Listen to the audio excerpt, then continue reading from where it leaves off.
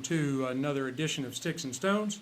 I'm your host, Brent Elrod, coming to you from the cozy confines here on the patio at the No Shoes Bar and Grill, deep in the heart of the Republic of Texas. I have another great matchup for you today, I hope. I'm pairing the Perdomo 20th Anniversary Connecticut with Barrel Bourbon Private Release.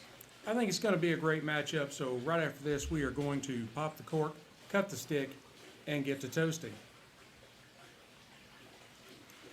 Now, the Perdomo 20th Anniversary, this particular stick is a Gordo, the country of origin, Nicaragua, from the Tabacalera Perdomo there in Nicaragua.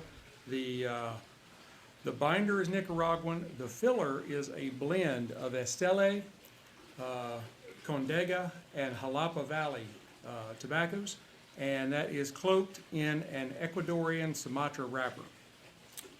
This particular stick is a Gordo 6x60 on the ring gauge, and surprisingly, this Ecuadorian Connecticut wrapper has some flaws in it. I was looking over it right before we went live, and I'm kind of dumbfounded. It's not up to particular Perdomo standards.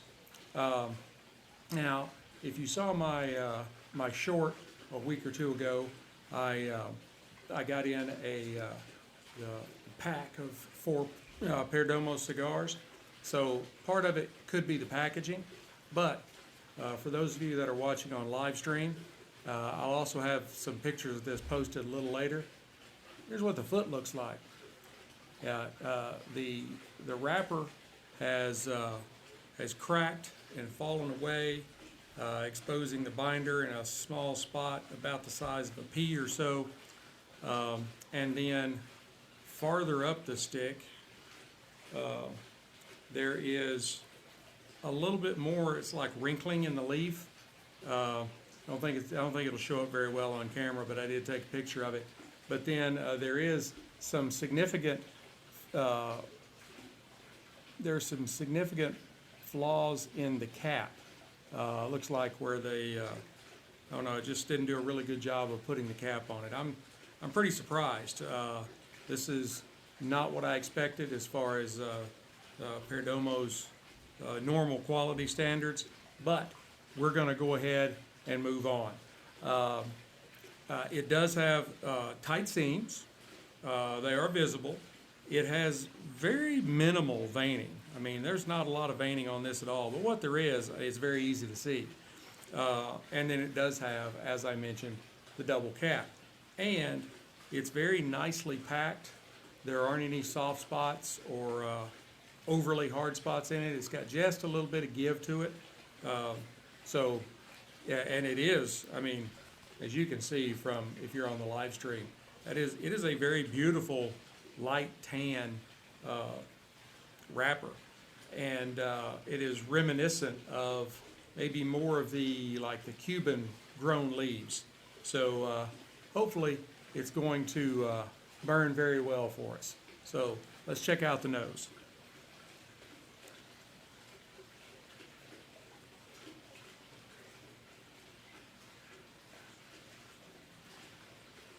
I get,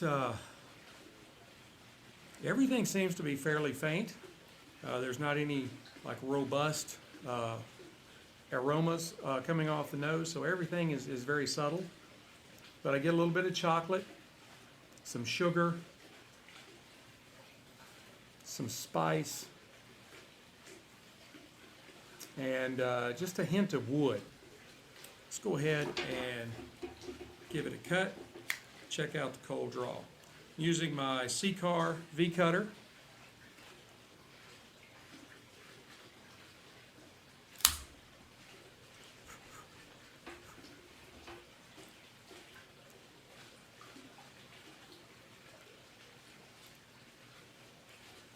Now the wrapper is very, very smooth and silky on your lips. There's not a lot of graininess.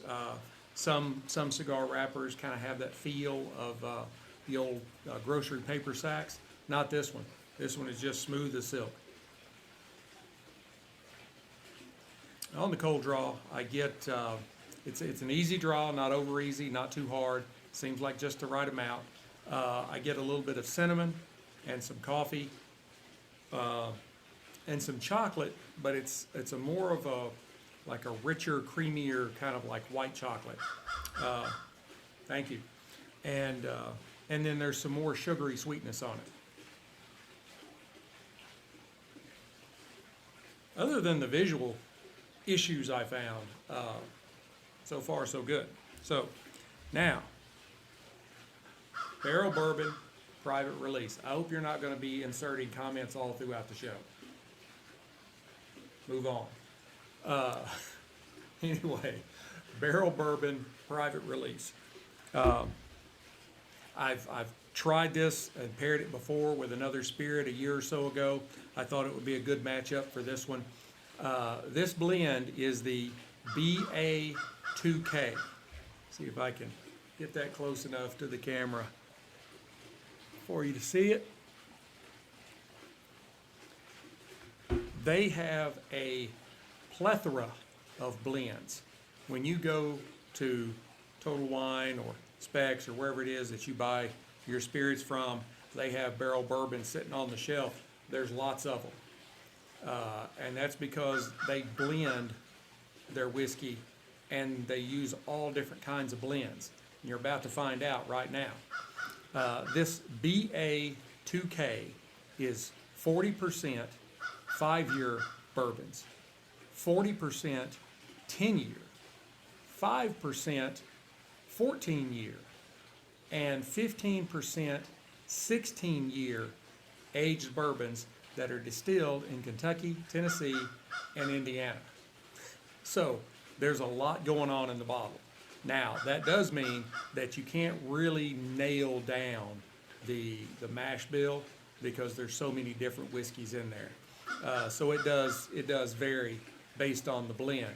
Now, it is a 58.09% alcohol by volume, which makes it 116.18 proof. So let's go ahead and nose up a little bit. That was kind of a letdown. Dude, you need to calm it down. You're not providing anything of any value.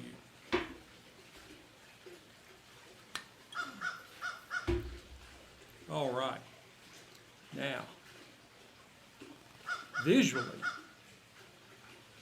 those of you that are watching on live stream, you can tell this is just a beautiful, beautiful copper color, maybe what you might call a kind of a darker amber color. It's got really good legs. It clings to the glass really well. Doesn't seem to be thin at all. It's got really good viscosity to it. Now on the nose,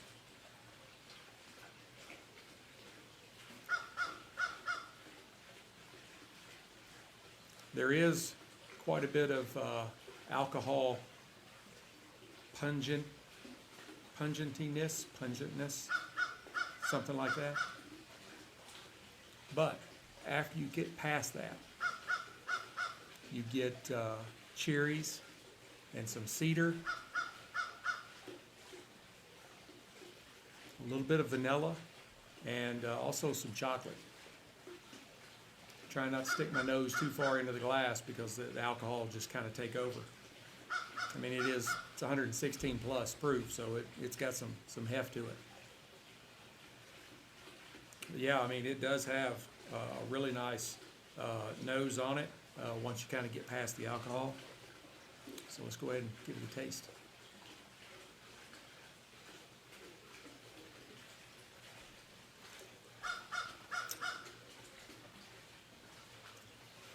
All right, it's got alcohol burn to it. It is a high proof, so you're going to get pepper. I mean, you're going to get a high proof, but there's pepper right on the front of your tongue. But then there's also some more cherries, kind of some butterscotch and honey.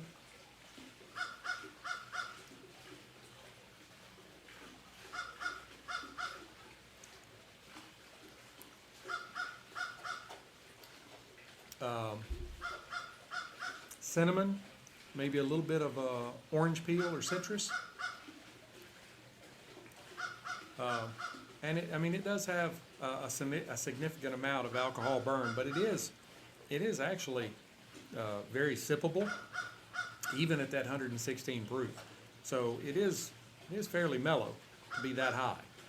It's high, but it's not high. It is, but it isn't. Something like that. All right. Now then, let's try these together.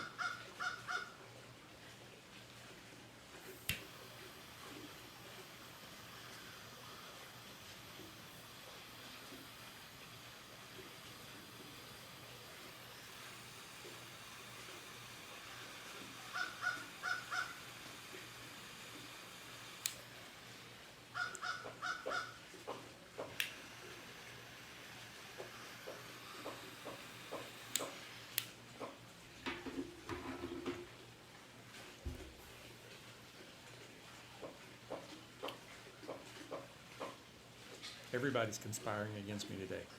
All right. The first thing that I notice is where that spot was. It actually kind of expanded out when the heat hit it. Very disappointed in the quality of this particular stick. I would need to smoke more of these to see if that's, if it was just the packaging, was coming in that 4-pack, or if it's something that's a little more inherent in the cigar. I'm hoping, and I don't think it's the latter, but I want to be honest about this.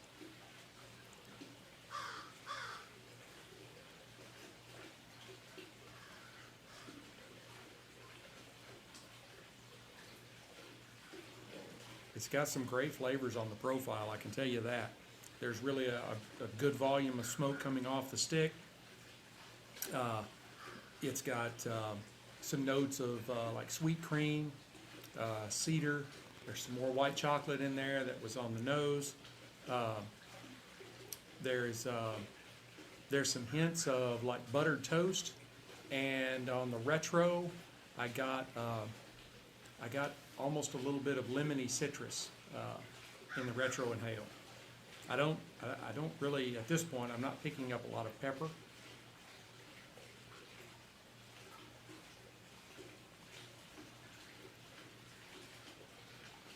It's got some really good flavors to it. This is, other than the visual construction issues that I've noticed, it is a very good stick.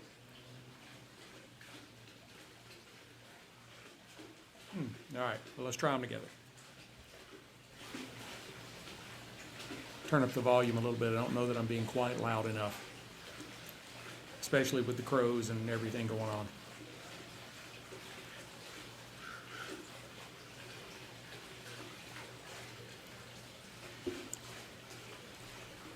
I will say, the cigar kind of tamps down the heaviness, the alcohol burn in the beginning of the drink. It does kind of smooth it out a little bit, and I think really enhances the flavor of the barrel bourbon private reserve. It's a lot to get out.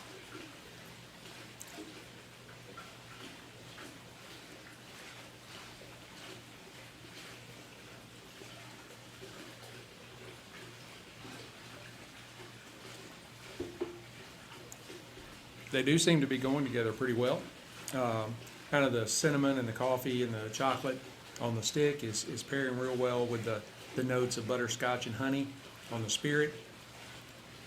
And the other flavors just kind of coalesce around those. I'm going to go ahead and burn this down to the halfway mark, and then I will come back and give you an update. Hey, Stoners, I am back. Here at the halfway mark, this pairing is doing pretty well. The stick's initial notes of cinnamon, coffee, and chocolate, they have pulled back. And what's been introduced is kind of what I can describe as maybe a spicy bread dough that has kind of come forward. There's also a little bit of kind of grassiness in the stick. The spirit's still holding up pretty well. It has. There's been some kind of surprises in the spirit, where after I started getting into the cigar, like an inch or so, I was picking up some mixed berries off the spirit, and I think it was what the stick brings to it. It was allowing it to open up with some more things on the flavor profile. There's 5 different whiskeys in this blend, all various ages and at specific percentages, and so I think that somebody could take a drink of this and say, I taste all of this, and somebody else could taste things completely different. And I think that's kind of one of the peculiarities that make the barrel bourbon so interesting.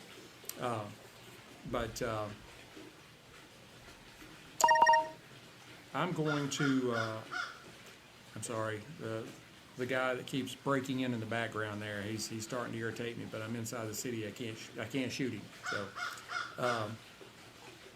but it has been a fairly pleasing pair to this point. So I'm going to go ahead and burn this down to the band, and then I'll come back and give you my final thoughts.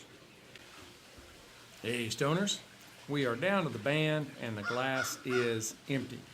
The last half of the Perdomo 20th anniversary Connecticut, it was a kind of an about face, and not really, at least for me, not really much in a good way. It really didn't impress me as much as the first probably third to almost half did. In the last half, it offered a peppery spice, had sort of a cereal grain component to it, and there was kind of a pronounced woodiness and earthiness that just, I don't know, to me it didn't pair as well as the first 20 minutes or so of the stick did. I loved the first 20 minutes of the smoke. It was awesome. But then it kind of started making that change. I know at the halfway mark, it was kind of a sour bread dough kind of thing going on, and it just kept moving farther and farther away from the cinnamon and the coffee and the sweetness. That's really what I was going for in pairing it with the Barrel Bourbon Private Release. It had excellent notes of cherries and butterscotch and honey and cinnamon. There was some orange peel in there. I was pleased with the pairing. I would rate the Perdomo 20th Anniversary Connecticut an 80 matchsticks out of 100. I was left sort of flat in the last half of the cigar, and it had some significant manufacturing issues that I talked about in the beginning, and I'll post some pictures of what I saw. But the Barrel Bourbon Private Release is very good.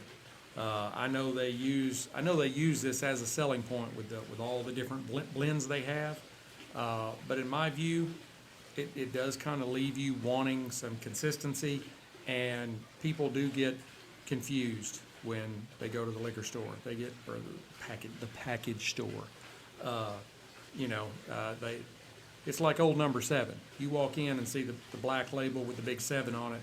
That's what you get, But this one, you really have to look and figure out what you're getting. And I think, to me, that's a little bit of a detraction, but I understand what they're trying to do, and it's a very good spirit. So I would give the Barrel Bourbon Private Release BA2K a 92 Whiskey Stones, and I'm really only taking away on the numbers just a little bit because of the consistency thing. Like I said, all the different blends, it can be confusing, but this is a very delicious bourbon.